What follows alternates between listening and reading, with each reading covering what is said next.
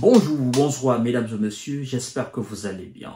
Alors, M. Vladimir Poutine anéantit les espoirs de M. Zelensky et crache ses vérités crues aux Occidentaux, à la Maison Blanche, et qui veut bien entendre. Vous savez, c'est quelqu'un qui n'a pas sa langue dans sa poche. Il dit ce que bon lui semble, il dit sa vérité, et si vous n'êtes pas d'accord, faites ce que vous voulez. Alors, M. Vladimir Poutine déclare que M. Zelensky est illégitime pour s'asseoir à la même table que lui. Et s'il doit y avoir des négociations, il faut que ça soit en présence des personnes légitimes, n'est-ce pas, légales, parce qu'il veut que ça soit sur base juridique, d'accord, avec des documents qui pourront à l'avenir garantir la sécurité de la Russie, mais aussi de l'Ukraine. Il a parfaitement raison. Parce que par le passé, au niveau des différents accords, n'est-ce pas, accords de Minsk et d'Istanbul, il y a eu beaucoup de duperies et Vladimir Poutine ne veut pas maintenant se retrouver dans une telle situation. Vous comprenez? Et donc, bien qu'il déclare que M. Zelensky soit illégitime, il va aussi plus loin, manifester sa volonté de négocier, comme il a dit plusieurs fois depuis mois de février 2022. Il a dit que la Russie, elle est ouverte. Donc, il dit, c'est vrai, Zelensky est illégitime, mais s'il faut réellement négocier, malgré tout, nous pouvons trouver des personnes pour cela. Poutine va trouver des personnes pour cela. Voyons voir dans les détails tout ce qui a été dit par le président de la Fédération de Russie, parce qu'il était en présence du journaliste du média d'État qu'on appelle Pavel Zarubin. Donc, il répondait des questions sur l'éventuelle négociation. Mesdames et messieurs et mesdemoiselles, j'aime vous rappeler, si vous n'êtes pas encore abonné à notre chaîne YouTube Kanteji Visionnel de Vrai, faites-le, vous y gagnerez beaucoup d'informations concrètes, c'est-à-dire des informations authentiques. Partagez la vidéo dans tous les groupes aussi, continuez à vous abonner à notre chaîne. Évidemment, nous avons aussi une page Facebook que nous avons appelée le Géopolitologue. Si vous êtes intéressé, vous n'avez qu'à aller seulement dans votre barre de recherche au niveau de Facebook, vous écrivez le Géopolitologue, vous verrez ma page là, vous abonnez là-dessus, simple clic, like, et puis vous continuez le visionnage de l'émission. Alors, voyons voir d'abord les déclarations principales de M. Vladimir Poutine, là. Il parle d'abord en disant que la souveraineté de l'Ukraine est actuellement presque nulle. Mais ça, c'est une vérité crue, c'est une évidence. La souveraineté de l'Ukraine a été piétinée par les États-Unis et leurs alliés, des gens qui ont voulu faire de l'Ukraine un laboratoire militaire contre la Russie. Et donc, à partir de l'instant, l'Ukraine a perdu sa souveraineté parce que les actes posés par les autorités ukrainiennes étaient dictés depuis Washington. Et à partir du moment où vous n'êtes plus vous-même, vous perdez votre dignité, vous perdez votre souveraineté. Donc, effectivement, c'est que M. Poutine dit, c'est vrai.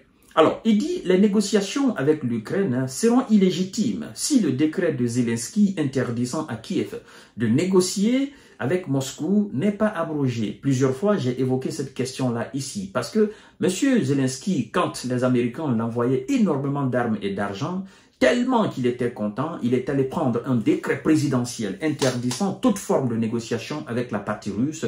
Et j'ai dit à l'époque que ça risque de le rattraper. Donc, M. Zelensky doit forcément abroger ce décret, c'est-à-dire qu'il prenne un contre-décret présidentiel. Il dit, j'interdis ou j'annule le décret interdisant, c'est-à-dire j'annule le décret que moi-même j'avais pris interdisant la négociation avec la Russie. Et dorénavant, nous pouvons négocier avec la Russie. Mais effectivement, les Russes sont pas bêtes. Vous avez pris un décret.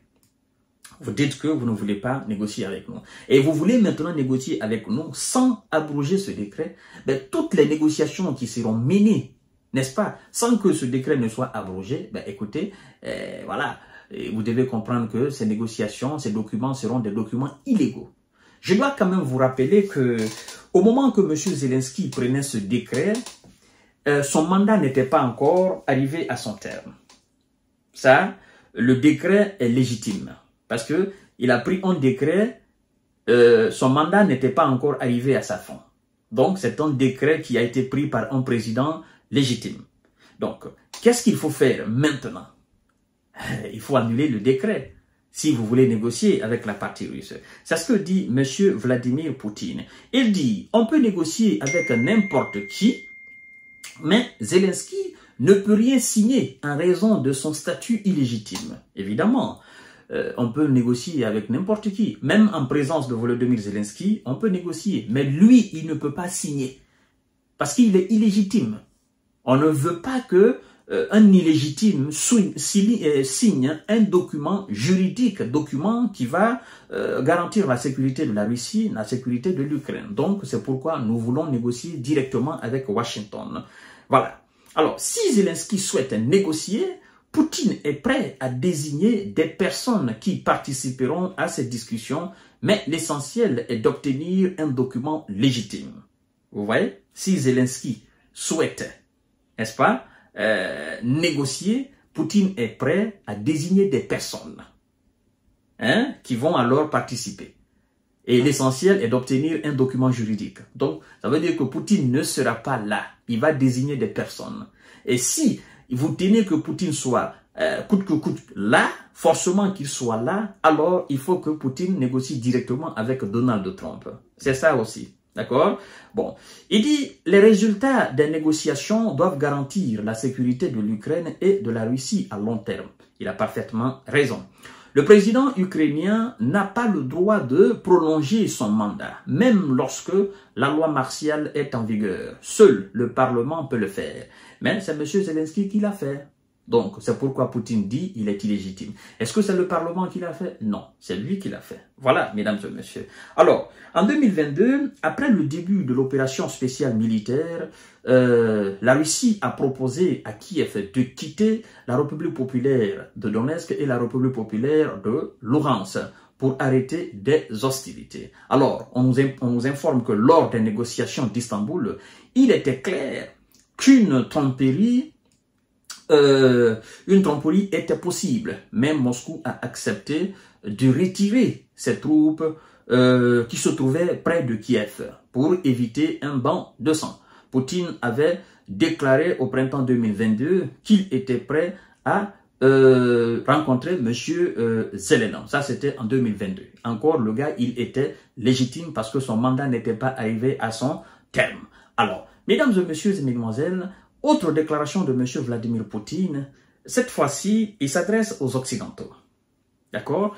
Il dit que l'Ukraine ne tiendra pas un mois, pas plus d'eux, si l'argent finit et les munitions finissent. Ça veut dire quoi? Si les Occidentaux arrêtent de fournir à l'Ukraine des armes et de l'argent, l'Ukraine ne tiendra pas plus, il ne tiendra pas plus de 2 mois. 1 mois et demi, 2 mois. Ça suffit. Et je reviens encore sur l'une des déclarations je crois bien, de l'ex-patron de la diplomatie ukrainienne, c'est Dmytro Kuleba. Il avait dit que si les Américains venaient arrêter le fournissement d'armes à l'Ukraine, c'est-à-dire leur aide militaire à l'Ukraine, il a dit que l'Ukraine ne tiendra pas plus de 6 mois. Il dit, les munitions que nous avons, c'est que nous avons, le stock que nous avons, ça peut nous conduire jusqu'à 6 mois. Mais au-delà, nous ne pouvons pas et effectivement, la Russie va marcher sur nous. Et donc, si Poutine dit aujourd'hui, bon, Dmitry Kuleba, il a dit cela, il y a, je crois bien, il y a 4 mois, quelque chose comme ça, avant qu'il ne soit élancé. Et aujourd'hui, Poutine le dit, ils ne tiendront pas plus d'1 mois, 1 mois et demi ou 2 mois, max 2 mois. Et c'est une réalité. C'est une réalité. D'abord, ils ont suspendu les aides, ça tremble énormément en Ukraine, à plus forte raison que ça soit une suspension définitive, que ça soit un arrêt définitif. Parce que cette suspension des États-Unis, c'est pour 90 jours. Donc, en gros, qu'est-ce que Poutine manifeste encore? C'est sa volonté de négocier. Il a toujours dit que la porte de la Russie est ouverte.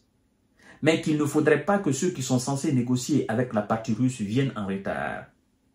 Et la condition sine qua non pour les négociations, c'est faites référence aux réalités du terrain. Et donc, plus vous retardez, plus évidemment, nos militaires gagnent du terrain. Et chaque centimètre carré gagné, effectivement, nous n'allons pas négocier là-dessus. Nous allons commencer la négociation à la limite de nos troupes sur le terrain. Je crois que ça, c'est compris par tout le monde. Mesdames et messieurs et mesdemoiselles, Vladimir Poutine ne blague pas. L'Amérique le sait. L'Europe le sait dorénavant que ce n'est pas un plaisantin. Bien que on dit non, il est moribond, il a le cancer, il a ceci, il a cela. Il est toujours stoïque. Le gars, il va toujours droit au but. Et donc, voilà, la balle est dorénavant dans le camp des États-Unis et de l'Ukraine et des Européens. C'est à eux maintenant de jouer. S'ils ne jouent pas, ben, l'opération spéciale continue. Parce que, en fait, Poutine fait ses déclarations, les militaires continuent sur le terrain. Vous voyez? Et ils continuent de gagner. Et pendant ce temps, les autres sont en train de danser, les gros discours, les condamnations qui ne changeront absolument rien. Passez rapidement à la négociation avec M. Poutine. Je vous reviens tout à l'heure pour notre série d'informations décortiquage. Partagez la vidéo dans tous les groupes aussi. Merci beaucoup.